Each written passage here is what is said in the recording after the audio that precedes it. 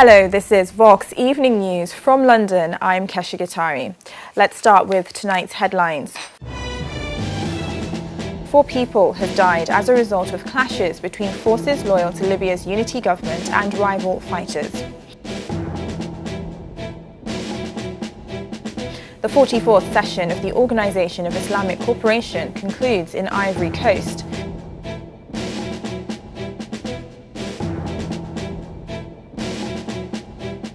And scientists believe they have discovered a vaccine that can protect against gonorrhea for the first time.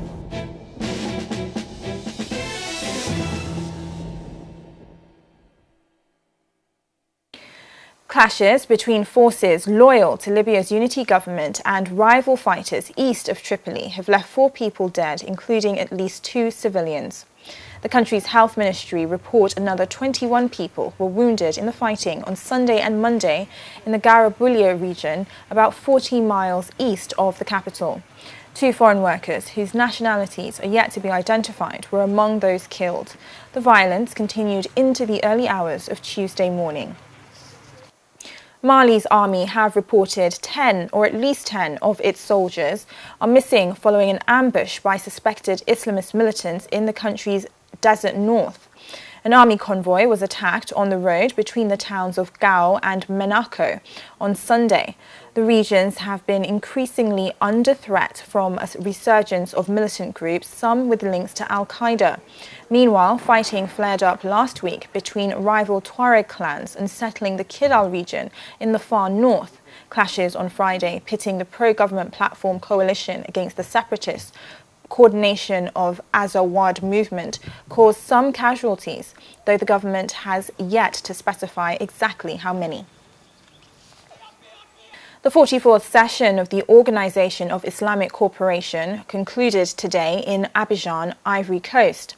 A council of foreign ministers of the 56-member Organization of Muslim States met to discuss youth, peace and development in a world of solidarity. That's this year's theme. Bandar Hajar, the president of the Islamic Development Bank, in his address to attendees said that as many as 73 million young people from the countries belonging to the bloc are unemployed. He called on member states to develop social programs, better quality education, and business incubators to assist young people's entrepreneurship ideas. President Alassane Ouattara of Ivory Coast called for more engagement in the fight against terrorism, which is a key disruptor of youth socio-economic development. I find that terrorism is extremism. It's reprehensible, it's unacceptable, and Islam is a moderate religion. We must make sure that everyone, both OCI countries as well as non-OCI countries, is involved. Terrorism is a universal problem that we must fight together. Parlant de la responsabilité d'abord de nos États africains. Speaking of the responsibility first of our African state to create an environment that allows for the development of youth and their roots in their home country, thanks notably to the transformation of our economy to create economies that become industrialized and give perspective to youth and avoid them going to Europe. Vers l'Europe. Abdoulaye Wade returned to Senegal on Monday following Sunday's official start of campaigning for parliamentary elections later this month. The 91-year-old former leader, who was president from 2000 to 2012, will lead the campaign for his Senegalese Democratic Party. He last returned to Dakar in April 2014 for his son Karim's trial for charges of corruption and illegally acquiring a fortune. On July 30th, Senegal will elect 150 deputies to parliament.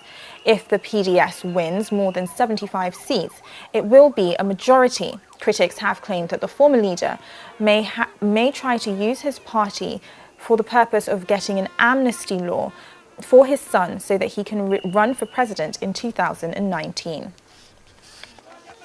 Wade is a reference, did a lot for the Senegalese people. That's why today I've come to welcome him proudly. Now, still in Senegal, a new app aimed at tackling the scourge of counterfeit drugs in the country is being put to the test. Let's take a look in our next report. At this health centre in Senegal, it's the patients themselves who are restocking the shelves. A new mobile phone app called Joko Sante rewards patients who return unused medication, giving them points to purchase different drugs later on. Before, I had lots of problems buying medication, but now it's easier for me to get them. This pilot project was launched in 2015 by a Senegalese entrepreneur trying to fight waste in a country where many can't afford medicine. The project also guards against fake drugs. They give us their prescription and we verify it. Is it really a prescription given out by a doctor or a nurse? And we also check the expiration date and the state of the medicine. Over half of Senegal's population lacks health insurance, and the uninsured are more likely to be tempted by cheap counterfeit drugs. These often simply fail to work, and at worst, they can prove fatal. Across sub-Saharan Africa as a whole, 1 in 3 medicines are estimated to be fakes. These counterfeit medicines are usually bought by those who are most vulnerable, those who don't have the money because they're sold at a lower price. Now we're enabling those people to have access to better medicines. We're certainly helping in the fight against counterfeit drugs. For those who can't afford to buy drugs, the Joko Sante app also allows brands to sponsor drug purchases. That system is being piloted in a children's hospital near Dakar, while the government is considering the whole Joko Sante system for a national rollout. July 11th is World Population Day, which seeks to focus attention on the urgency and importance of population issues. The UN report that some 225 million women who want to avoid pregnancy are not using safe and effective family planning methods. The reasons vary, ranging from a lack of access to information or services to a lack of support from their partners or communities. This year's World Population Day coincides with the Family Planning Summit, which aims to expand access to voluntary family planning to 120 million additional women by 2020. In Nigeria's Bakassi camp, which is home to more than 21,000 people who have sought sanctuary from Boko Haram Islamists, the Women's Centre there now provides contraception.